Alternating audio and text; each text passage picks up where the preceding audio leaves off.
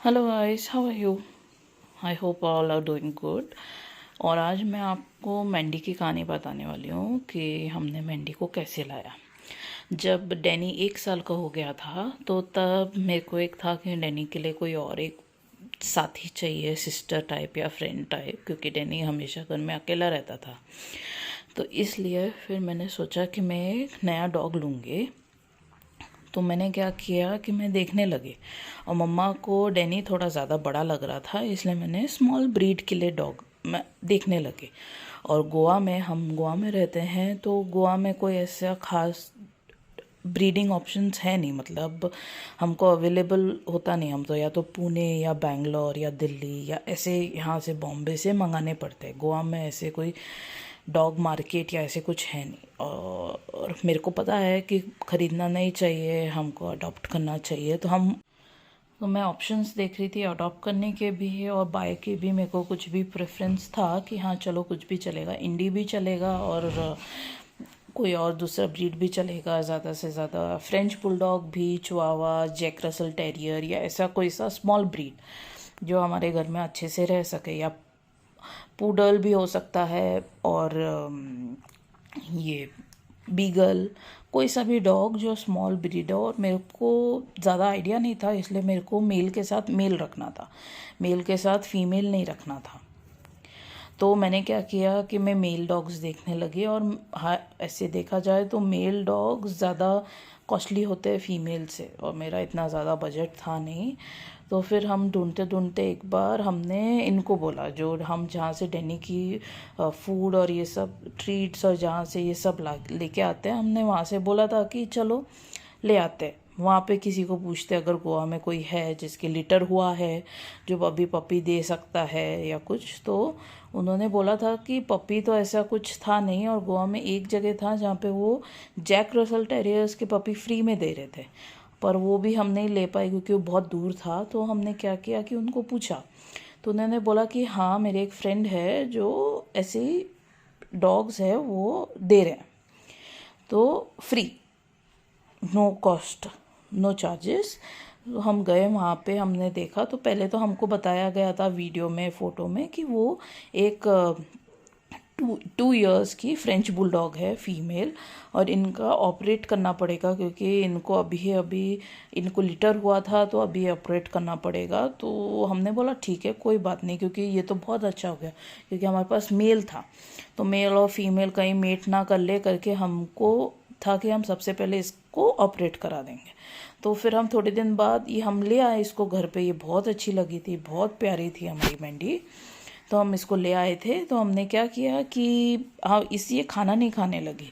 तो हमने पूछा कि ये खाना क्यों नहीं खा रही। हम इसको चिकन दे रहे थे, लिवर दे रहे थे, सब दे रहे थे, फिर भी ये खाना नहीं खा रही थी। तो हमने पूछा कि ये खाना क्यों नहीं खा रही है। तो उसने बोला कि इसको शायद ही हीट पे आने वाली है। और फिर वो बोलने लगे कि ये 3 साढ़े 3 साल की हो गई है और हमने इसको एक ही बार मीट किया है।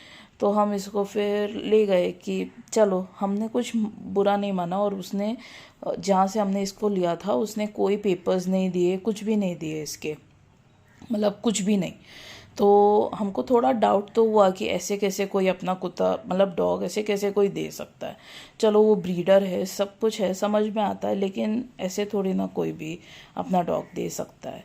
और एज भी वो सही नहीं बता रहे थे, और इधर भी उसके पहले से ही था ये रैशेस, आँख में रैशेस थे उसके, और थोड़ी गंदी सी थी, और पॉ भी इसके ऐसे ही थे गंदे से। तो हमने फिर सबसे पहले तो इसको लिया और इसको एक स्पा दिया, बात दिया, ग्रूमिंग।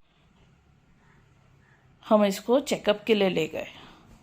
इसको हम चेकअप के लिए, तो डॉक्टर बोले कि ये तो बहुत बार ब्रेड कर चुकी है, क्योंकि इसकी देखा जाए तो ये जो निपल्स है ये बहुत ज़्यादा थे, तब बहुत ज़्यादा थे, देखा जाए तो ये बहुत ज़्यादा थे निपल, तो बहुत ज़्यादा लटके हुए थे। तो हमने बोला कि डॉक्टर ने बोला कि एक ही बार ब्रेड करने का नहीं है, बार बार इसको ब्रेड किया है इससे, इसलिए फिर इसके इतने निपल्स है। तो हमने बोला चलो ठीक है कोई बात नहीं, अब हमारे पास आ गए, हम इसको अच्छे से रखेंगे। तो फिर हम इसको ले गए फिर ऑपरेशन के लिए। तो फिर ऑपरेशन के वक्त बोला कि इसका यूट्रस तो एकदम ख़राब हो गया है, हमको इसका यूट्रस निकालना पड़ेगा। तो हमने फिर इसका ठीक है बोला, चलो यूट्रस भी निकाल दो। फिर उसके बाद ये सही हो गए, पर ये था कि ये बोल में से खाना नहीं खाती है, और इसको ना हल्की सी भी आवाज़ हुई इतना डरती है, कोई इसको हल्के से अगर पीछे से पैर भी लगाते तो इतना डरती है। तो ये देखते हुए, क्योंकि ये हमारे साथ अभी 3 महीना हो गए, फिर भी इसमें इतना डर है, पता नहीं क्यों इतना डर है इसमें। तो हम देखते हुए हमको ये बहुत अच्छे से इसको नहीं रखा गया है।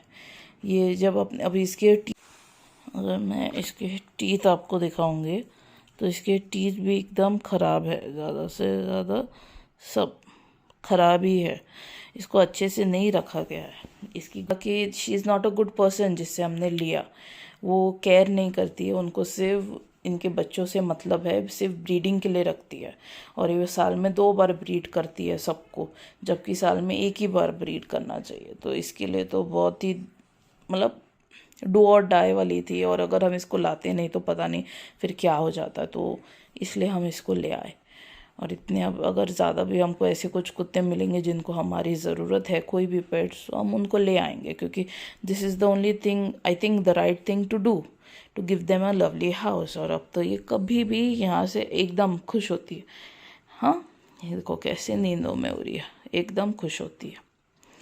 तो ये थी मैंडी की कहानी। हमने इसका नाम भी चेंज नहीं किया, इसका नाम था, हम कुछ और रखने वाले थे, फ्रूटी या कुछ और, लेकिन फिर मैं डैनी से राइमिंग भी नाम रखने की सोच रहे थे, पर फिर हमने इसका नाम चेंज नहीं किया कि इतना तो इस पे है, वैसे ही दुख हो रहा है इसको, तो और नाम के लिए भी क्यों दुख करे, इसलिए हमने इसका नाम बिल्कुल चेंज नहीं किया। ये मैंडी से मैंडी ही थी, हमने कुछ भी चेंज नहीं किया इसका।